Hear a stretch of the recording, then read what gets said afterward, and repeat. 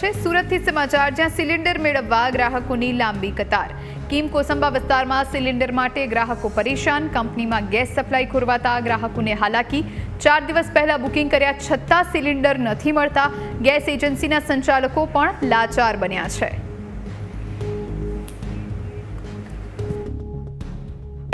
અમને બપોરનું ઓર ચાલે વૃંદાવનમાં જઈએ તો કાલનું બપોરનું આજનું બપોરનું ઓર ચાલે તો અમે ઘરનું ઓર રિક્ષાવાળાને આપીએ તો અમે કઢી લાગે ભાઈ શું ખાઈએ અમે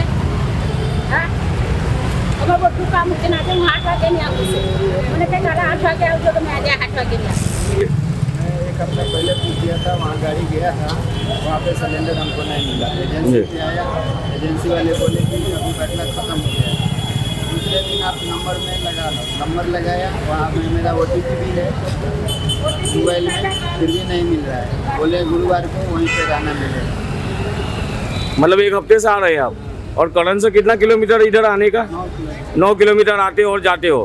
नौकरी नहीं जानी है, नाइट में है। जी आपનું નામ? અનિરુદ્ધસિંહ ખેર ફ્રોમ કોસંબા। અનુરોધસિંહ, ગેસના બોટલ લેવા આવ્યા છે, કેટલા વાગે આવ્યા છો, શું પરિસ્થિતિ છે હાલ? હું અત્યારે 10 વાગ્યાનો આવેલો છું, અડધો કલાકથી ઉભેલો છું અને હજુ વેઇટિંગમાં લાઈન ચાલુ જ છે। હવે ત્યાં ગયા પછી બોટલ મળશે કે નહીં એની કોઈ ગેરંટી નથી ને છેલ્લા કેટલા વખતથી આ પ્રોબ્લેમ ચાલી રહ્યો છે। તો અમારે એ કેવું છે કે લાઈનમાં ઊભા રહીને પબ્લિક જે તકલીફ વેઠે છે, તો જેવી રીતના આ રાશન કાર્ડના વિભાગ કર્યા છે દુકાનના, એવી રીતના એજન્સીનો પણ વિભાગ કરવો જોઈએ। અને અહીંયા વૃદ્ધો પણ ઊભા રહે છે તકલીફમાં, તો આ લોકોએ બહાર આવીને કહેવું જોઈએ કે ભાઈ હવે સ્ટોકમાં સિલિન્ડર નથી તો તમે લોકો લાઈનમાં ઊભા નહીં રહો, કેમ કે આ લોકો અંદર બેઠેલા હોય, એ લોકોને ખબર હોય છે કે સ્ટોક કેટલો છે। તો વધેલો સ્ટોક હોય તો માણસોને ગણીને પાછળથી ના કહી દેવું જોઈએ કે ભાઈ હવે તમે અહીંયા ઊભા ના રહો, તમને સ્ટોકમાં સિલિન્ડર નથી તો નહીં મળશે, તો લોકો લાઈનમાં ઊભા નહીં રહે। સર મેં 7 વાગ્યાનો આવ્યો હતો, 3 દિવસથી 2 દિવસ પહેલા મારી મમ્મી આવેલી હતી। મારી મમ્મીની ઉંમરમાં ક્યાં અહીંયા ઊભા રહેવાના? 2 દિવસથી મારી મમ્મી પણ આવીને ગયા છે। પછી મેં કાલે પણ નહીં મળ્યો, મારી મમ્મી આવીને ગયા। પછી મેં કીધું કે મેં જામ છું, એમને કોન્ટેક્ટ કરીને જ આવ્યો છું ને એમણે મને કોન્ટેક્ટમાં કીધું છે કે હા તમને મળી જશે ને અહીંયા લાઈન પર છે। મેં કહ્યું લાઈનમાં અમે બોટલ બધું નોંધાવી લીધું છે। મેં કહ્યું લાઈનમાં ઊભા રહેવા પછી અમને બોટલ મળવું જોઈએ, પછી પાછા રિટર્ન નહીં થવું જોઈએ।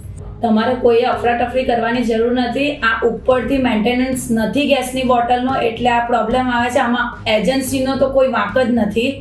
તો તમને અપીલ છે કે તમે લાઈનમાં ઊભા રહો, ટોકન લો અને બોટલ તમને મળશે। અમારી પાસે જેટલા બી આવશે બોટલ એટલી અમે સપ્લાય આપવાની ટ્રાય કરીએ જ છીએ। જે બુકિંગ કરવામાં આવી રહ્યું એ લોકોને મળશે? હા, જે બુકિંગ કરવામાં આવ્યું છે એ લોકોને મળશે જ। મતલબ કે જે ગ્રાહકો છે તે નચીન થઈ જાય કે એ લોકો કે ફિકર કરવાની જરૂર નથી? ફિકર કરવાની જરૂર જ નથી। તમારું બુકિંગ શનિવારનું હોય તો બી અમે શનિવારના બુકિંગ પર બી બોટલ આપશું, પણ એના માટે તમારે ટોકન લેવી જરૂરી છે। અને જો અમારી પાસે ગાડી આવશે તો અમે ગામ ટેમ્પા બી મોકલી આપીશું। છે ને થોડું ટ્રાન્સપોર્ટેશનનો જે પ્રોબ્લેમને કારણે માલ થોડો ઓછો આવે છે, એટલે આ બધું શોર્ટેજ ઊભી થયેલી છે। કયા કારણસર આ શોર્ટેજ ઊભી થઈ છે? માલ કેમ નથી આવતો? એમાં થોડું રસ્તાના અભાવને કારણે જે પેલા જે ગાડીઓ ખડી તે થોડી લેટ પડે છે, અને એને લીધે થોડું એ સમયને એને એટલે કસ્ટમરને પેલું કેવું થાય કે ભાઈ પેનિક થઈ ગયું કે ભાઈ ગેસ નથી આવું થઈ ગયું। ખાસ કરીને હજીરાથી જ્યાંથી સપ્લાય આવે છે ત્યાં શું પરિસ્થિતિ? હા, ત્યાં પણ થોડી પરિસ્થિતિ ગેસની વિકટ છે, કારણ કે રસ્તાઓ જે બધા થોડા ખરાબ હોવાના કારણે ત્યાં પ્લાન પર ગેસ પૂરતા એમાં આવતો નથી, અને તેને કારણે આપણે અહીં ગેસ નથી।